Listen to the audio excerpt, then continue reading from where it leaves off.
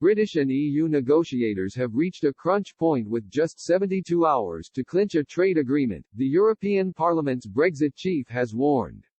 David McAllister said it would become clear whether the European Union and Britain can overcome their differences and reach a free trade agreement by the end of the week.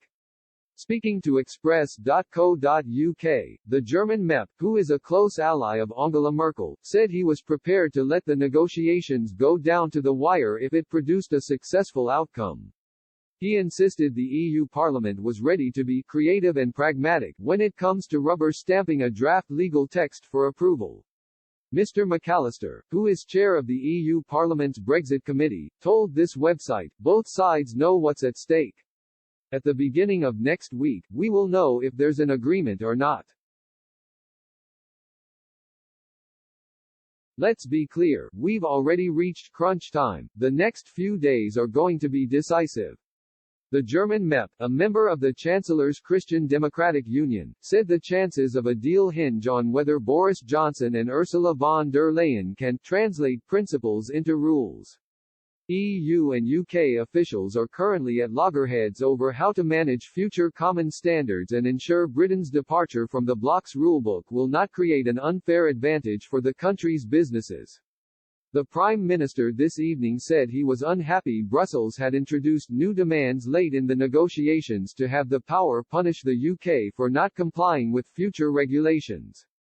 EU Brexit chief Michel Barnier has been warned by hardline European capitals not to compromise too far in order to appease Downing Street.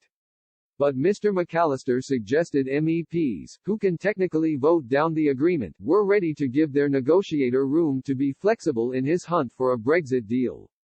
"I think the vast majority of colleagues are fully aware that this is a unique situation," Mr. McAllister said.